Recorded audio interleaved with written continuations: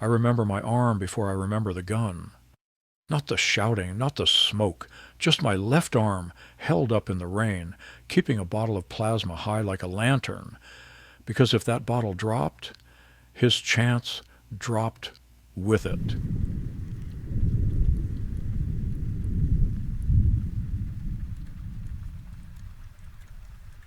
Footsteps came through the wet dark, close enough to feel in your ribs, too close for clean rifle work, too close for thinking.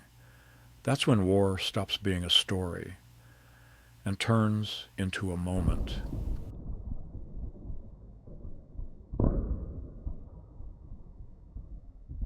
Kunishi Ridge, Okinawa, May 1945. We were trying to take a line of rock that didn't want to be taken, and the ridge answered every move with mortar thump and machine gun snaps.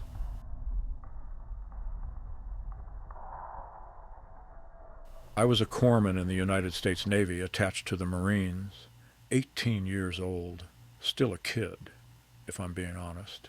They called me Doc, not because I felt brave, but because I kept moving when somebody fell.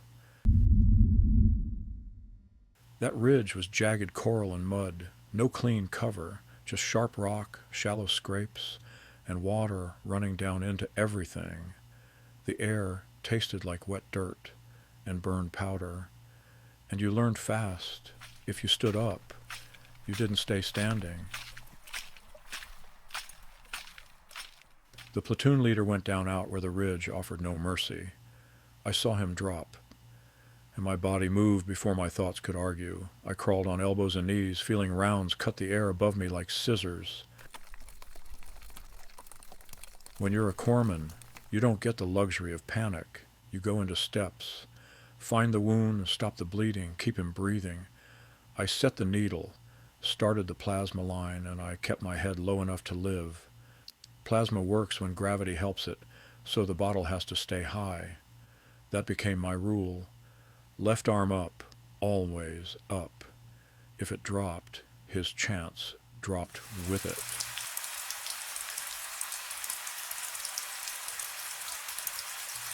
Then I saw shapes moving toward us through the rain, not far, not over there, close enough that you could sense them, even when you couldn't see their faces.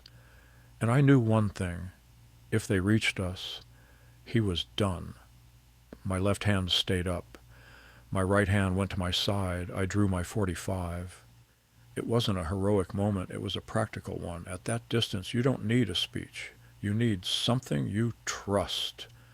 I fired into the nearest silhouette, then the next. Not wild, not fast, steady, like counting heartbeats in the dark, bottle high.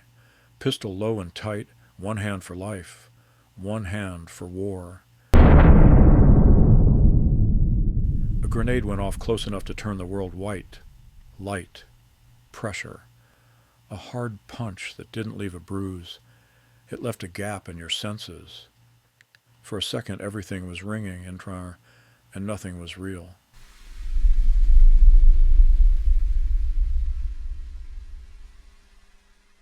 After that, the right side of my world didn't feel right.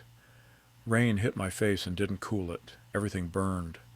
And I knew, without looking, something important had changed. But my arm was still up, and the officer was still breathing. That's the part people misunderstand. You don't rise to courage. You cling to a job.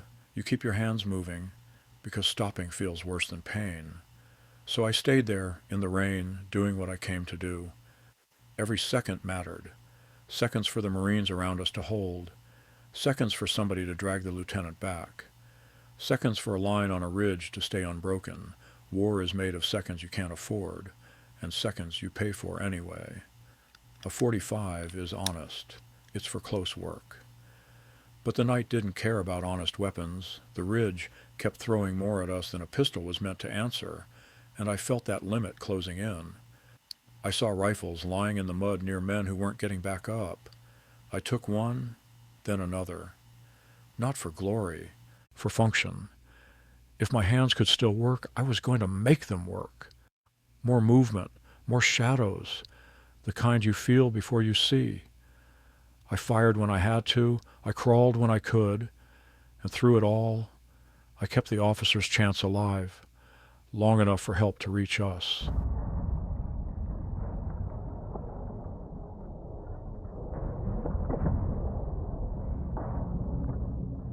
Then the noise pulled away, not gone, just farther, like the ocean taking a slow step back from the shore. You don't celebrate in moments like that. You just notice you're still there.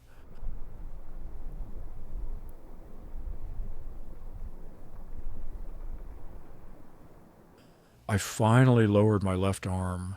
My shoulder screamed like it had its own voice. I hadn't realized how long I'd been holding that bottle up. Pain waits politely until the job is done. Then it introduces itself. The officer was alive. That was the only number that mattered. Not how many rounds, not how many minutes, not what it cost me. Alive meant the job worked. People ask why a .45 mattered. On a ridge like that, it's simple. First, close range doesn't forgive hesitation. Second, a heavy round ends a question fast, when the distance is measured in steps. Third, when everything else is chaos, you want a tool that does one job, the same way every time. Bravery isn't a feeling you can summon on command. Most times you feel scared and you move anyway. If I learned anything on that ridge, it's this. Being useful can carry you farther than being fearless. That night, my left hand held life up, and my right hand held a .45. Because sometimes the distance is so close.